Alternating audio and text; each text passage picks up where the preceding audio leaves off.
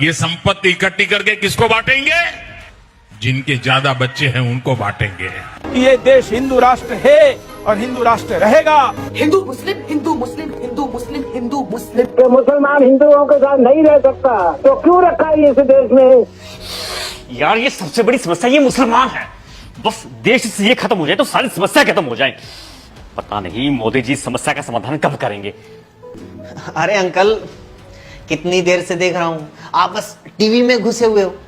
मैं इतनी देर से बैठा हुआ हूँ, थोड़ा ध्यान मेरी तरफ भी दे लो, मुझसे भी दो बातें कर लो। अरे सॉरी बेटा, बस थोड़ा दिमाग आजकल गर्म रहता है, थोड़ा ध्यान नहीं रहा था। और सुनाओ, सब बढ़िया चल रहा है? हाँ सब बढ़िया अंकल, आप सुनाओ क्या बात है? काफी टेंशन में नजर आ रहे हो। बस बेटा क्या बताऊं, जैसे जैसे रिटायरमेंट नजदीक आ रही है घर की टेंशन बढ़ती जा रही है। पहले वाले कर्मचारियों की तरह हमें पेंशन भी नहीं मिलेगी। सोच रहा हूं आगे गुजारा कैसे होगा। छोटे वाले लड़के की फीस, रैंक भी इतनी अच्छी आई थी, हरियाणा के गवर्नमेंट इंस्टीट्यूट में नंबर भी पड़ गया था, लेकिन सरकार ने फीस को सालाना 50,000 से बढ़ाकर सीधे 10 लाख कर दिया। 4 साल में 40 लाख बताओ कहां से आएंगे। बच्चों ने धरने प्रदर्शन भी किए, तब जाकर फीस 30 लाख रुपए हुई, लेकिन 30 लाख भी कहां से लाए? और बड़े वाला लड़का अंकल, वो भी तो दिल्ली है ना? अरे हाँ, लेकिन वो बेचारा भी क्या करे। पहले वो कंपनी वालों ने नोटबंदी का बहाना बनाकर निकाल दिया, फिर दूसरी कंपनी वालों ने कोरोना में लॉकडाउन का।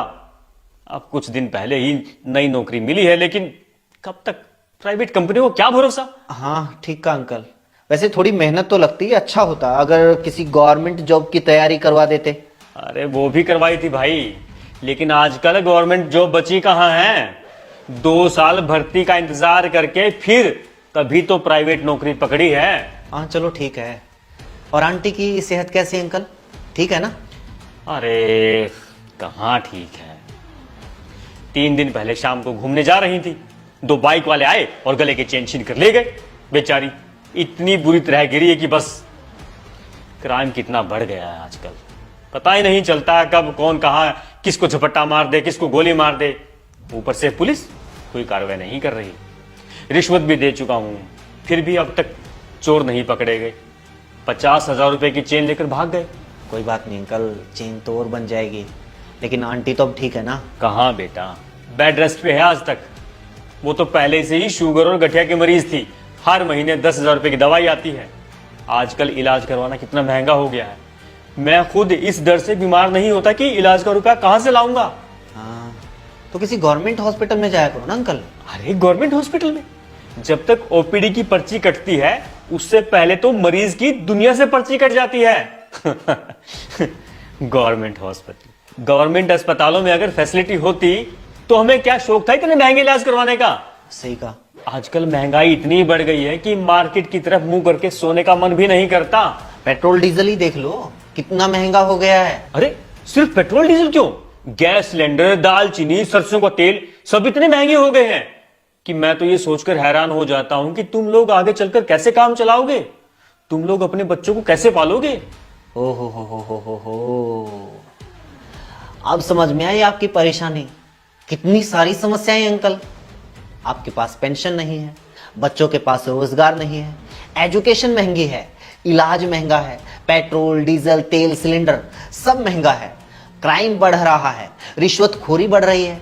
इतनी सारी समस्याएं हैं, लेकिन इन समस्याओं में मुसलमान तो कहीं नहीं है अंकल। आप तो कह रहे थे कि सारी समस्या ही मुसलमान है। आपको पेंशन नहीं मिल रही मोदी की वजह से, बच्चों को रोजगार नहीं मिल रहा मोदी की वजह से, क्राइम बढ़ रहा है बेरोजगारी की वजह से, बेरोजगारी बढ़ रही है मोदी की वजह से, शिक्षा महंगी मोदी की वजह से, इलाज महंगा मोदी की वजह से, तेल सिलेंडर खाने पीने की चीजें महंगी मोदी की वजह से। बताओ आपकी समस्या मुसलमान है या मोदी?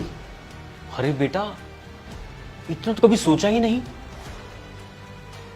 वो टीवी में तो सारा दिन। हाँ बिल्कुल अंकल, टीवी में यही दिखाया जाता है ताकि आप लोग कभी अपनी असली समस्याओं के बारे में, देश की असली समस्या के बारे में सोच ही ना पाओ, मोदी की नाकामियों के बारे में सोच ही ना पाओ, मोदी से कभी सवाल पूछ ही ना पाओ। इसलिए टीवी में यही दिखाया जाता है।